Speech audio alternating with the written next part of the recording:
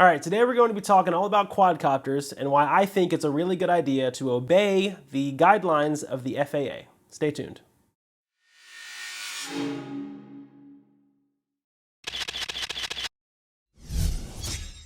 Welcome back, everyone. My name is Eric Marks with FindingMiddleEarth.com, and thank you for joining me today. So we're going to have a fun discussion about these quadcopters. These things are a blast to fly and get aerial photos. It's just, it's kind of given me this whole new excitement for photography. The fact that I can, fly up a few hundred feet in the air and get this whole new perspective on all these landscapes that I've already shot from the ground. It's a whole different world when you're looking at it from up there. So it's super cool.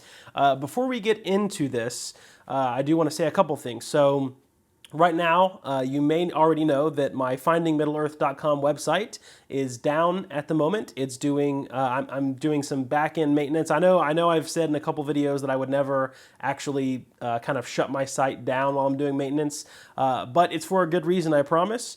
Thanks to all of you, I've like tripled the amount of traffic that has been hitting my website.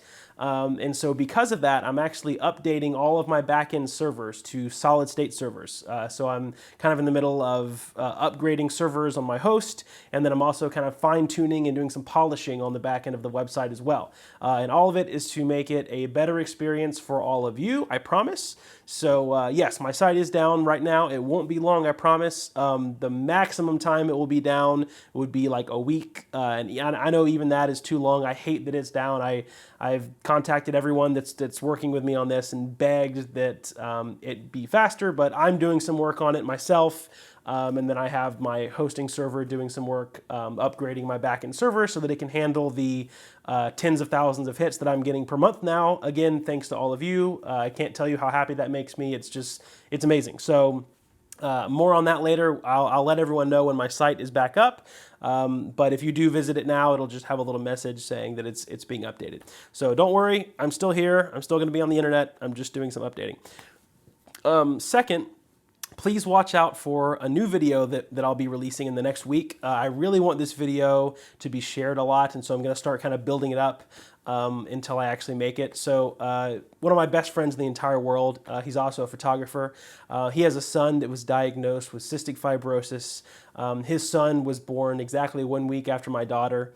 And my wife and I, and including my friend as well, we didn't really know a lot about cystic fibrosis. And so, the more and more they found out about it, they let us know, what the effects are and stuff. And it's heartbreaking for them for sure. So I told him that I would love to take some of my most popular photos and some of my most viewed photos and do limited edition print sales to help him out with his medical bills for his son, because very unfortunately, our USA government does not provide any help for parents that have children with cystic fibrosis. So there's no, fund that helps them out with certain medical bills. So yeah, so I'm going to be selling some prints very soon. I'm going to be handpicking about 10 or 15 photos, which is very rare for me, by the way. You guys know that I only sell one photo per month that I choose limited edition. But for my friend Joseph, I'm going to be doing about 10 or 15 photos, and I'll mark about 5 of them that I'm never going to sell again. This is just going to be specifically to help his son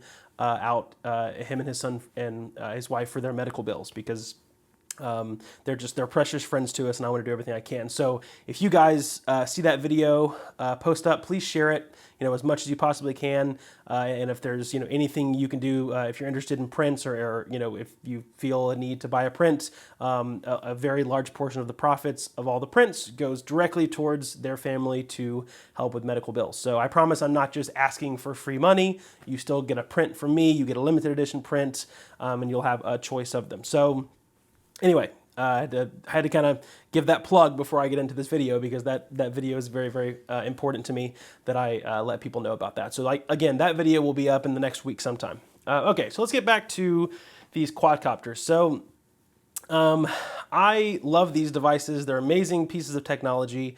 Like I said, just the fact that you can have this whole new perspective on the world, it's just mind-boggling to me. I've gotten some awesome photos, from this thing, and a lot of people will, freak out about the specs, that it's just a 1-inch sensor and 12 megapixels. But you know what I tell those people? The cost difference from getting this camera up in the air to getting your Nikon D810 or your Canon 5D Mark IIIs up in the air, it's a big cost difference. And because of the camera being directly connected into the system and the firmware, I have complete manual control from my iPad, from my app. So I can control ISO, shutter speed, all that good stuff.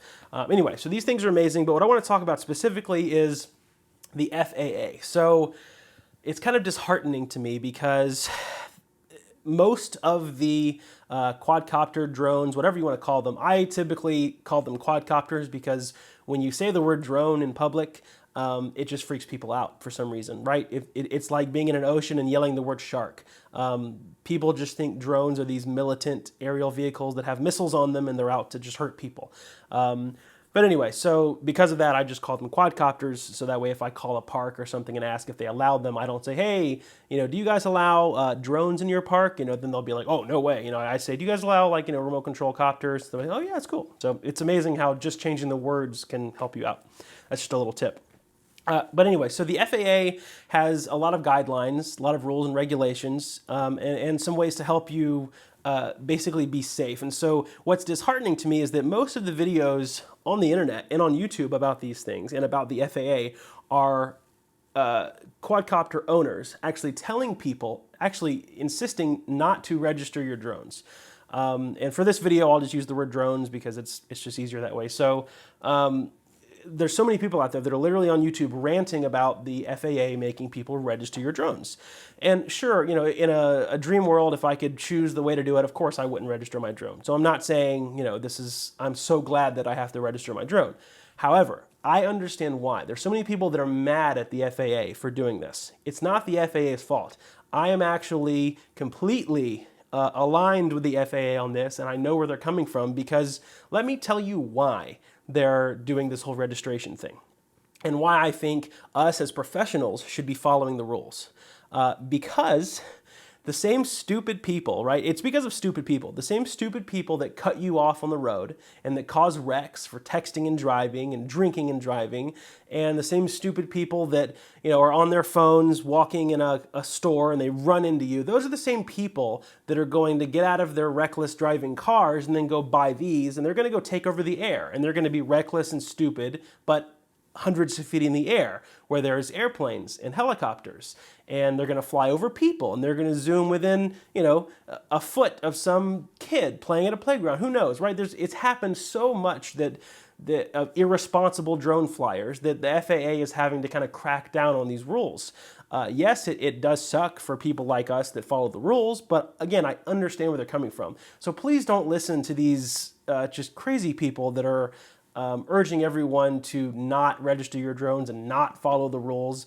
It's these people that think it's some government conspiracy so they can track us. It's nothing like that. It's just the fact that irresponsible people started buying these things, and there's no way to control the irresponsible ones from the responsible ones. So they just have to kind of make rules for everybody.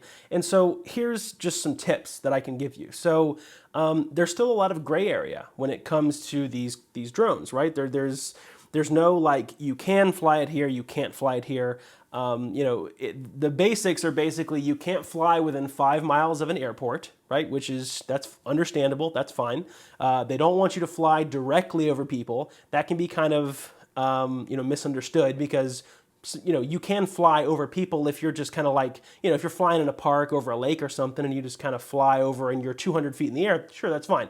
They don't want you to fly directly over people. So, 10 feet, 20 feet, 30 feet, not anywhere where the people can feel the wind from the props, right? You don't want to do that. So don't fly directly over people. Don't fly directly over traffic. And so a thing that a lot of people don't know is that the FAA released an app. It's not a very intuitive app, but it's an app all the same. It's called Before You Fly, and it will help you know on a map. It'll actually use your GPS location. It'll help you know where you can and can't fly. It will actually give you a warning. It'll say, hey, you're within 5 miles of an airport. As long as you're outside of this little circle, you're good to go, right? And so there's good and bad to that. So some people will say, oh, well, the FAA says that I'm safe to fly here. Well, you could be standing on private property and the FAA app might say that you're safe to fly there. Don't misunderstand that, because if you're standing on someone's farm, for example, right, that owns property, because it's private property, they have every right to come outside and tell you to get off their property and stop flying there. So download this app. It's free. It's called Before You Fly, and it will help you know basically where to stay away from, where the airports are. They don't want you flying in airports. They don't want you flying directly over people. Just, the stuff that us responsible people would already probably know. I mean, we're not going to go and do stupid stuff. Every time I take this thing up in the air, I don't even want a 1% chance of what if. I don't want there to be well, what if I lost control and there's people right over there? Or what if I lost control and there's traffic over there, right? I want it to be well, what if I crash it and it goes into the lake or trees? That's fine. I'd rather it crash into a lake or trees instead of people or, a highway with cars. I don't want that, because then it's not just going to crash my drone. I could crash someone's car, or, and then who knows, I could get some insane fine by the FAA. So